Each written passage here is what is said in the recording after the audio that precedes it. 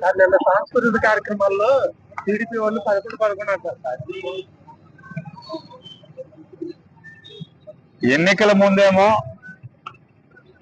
Super 6 అని, షణ్ముఖ వ్యూహం అని రకరకాల సంక్షేమ హామీలను అయితే ఇచ్చారు. అధికారాన్ని ఇచ్చారు. ప్రజలు వీళ్ళ మాటలు నమ్మి అధికారానికి వచ్చిన తర్వాత సూపర్ 6 అమలు చేయండి రా బాబు అని ప్రజలు అడుగుతుంటే వీళ్ళేమో సూపర్ 6 అమలు చేయడం చేతకాక స్క్రిప్ట్లు వేసుకుంటూ బతికేటువంటి పరిస్థితుల్లో ఈ కూటమి నాయకులందరూ కూడా, ఎమ్మెల్యేలు అందరూ కూడా బతుకుతున్నారు. ఇవాళ ఎలక్షన్ల ముందు వాళ్ళ దొంగ హామీలతో, తప్పుడు హామీలతో ప్రజల్ని మభ్యపరిచి ప్రజల ముందు నాటకాలు వేశారు. ఇవాళ వాళ్ళ ఎమ్మెల్యేలు అందరూ కలిసి వాళ్ళ నాయకుల ముందు నాటకాలు వేసే పరిస్థితి. ఇవాళ మాటకి నిలబడదాం, ప్రజల్లో మంచిగా బతుకుదాం, ప్రజలు మన గురించి మంచిగా చెప్పుకునేట్టు బతుకుదాం అనేటువంటి స్పృహ లేకుండా ఏదేదో 11 అని, 11, 12, 23 మన బతుకు 23 కాదా? 5 ఏళ్ల క్రితం మన బతుకు 23 కాదా? రాజకీయాల్లో మోసం చేసి కొద్ది కాలం ప్రజల్ని ఏమన్నా ఏమార్చచ్చు. ప్రజలు ఇప్పటికే 10 మాసాల్లోనే మీ బ్రతుకులేమిటో, మీ మోసాలేమిటో ప్రతిదీ అర్థం చేసుకున్నారు. ఖచ్చితంగా ప్రజలు మీ 11లు, మీ 23లు అన్నిటికి కూడా గట్టిగా బుద్ధి చెప్పడానికి సిద్ధంగా ఉన్నారు. అలాగే ప్రజల పక్షాన వైఎస్ఆర్ కాంగ్రెస్ పార్టీ మీరు ఎన్ని స్క్రిప్ట్లు వేసుకుని మీరు బతకాల్సిందే తప్పితే ఇచ్చిన మాటకి నిలబడాలంటే జగన్మోహన్ రెడ్డిని చూసి నేర్చుకోవాలి.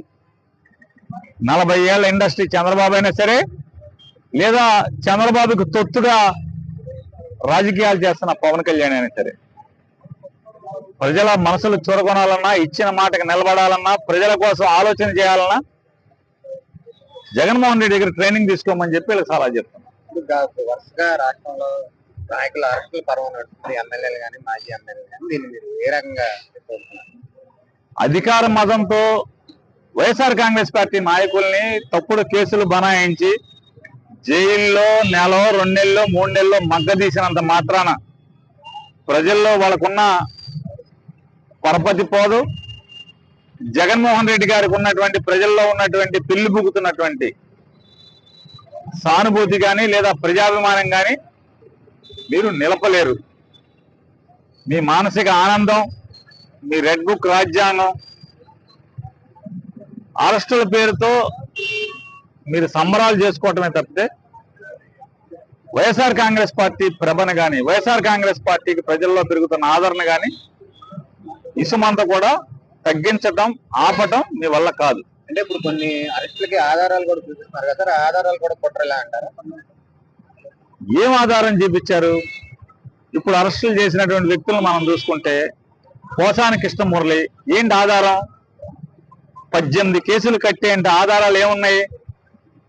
పోసాని కృష్ణమురళిని జనసేన పార్టీ వాళ్ళందరూ కలిసి బూతులు తిడితే, ఆయన భార్యను తిడితే ఆయన కూడా తిరిగి తిట్టాడు. మరి పోసాని కృష్ణమురళి గారిని, ఆయన భార్యని, ఆయన కుటుంబాన్ని తిట్టిన వాళ్ళందరి మీద కేసులు పెట్టారా? కేసులు పెట్టలేదు కదా. కాబట్టి సోషల్ మీడియా పేరుతో తప్పుడు కేసులు పెట్టి, 18 కేసులు పెట్టి నువ్వు జైల్లో పెట్టినంత మాత్రాన పోసాని కృష్ణమురళి ఏమన్నా ఆగుతాడా? లేదా 100 మంది పోసాని కృష్ణమురళిలు వస్తారు.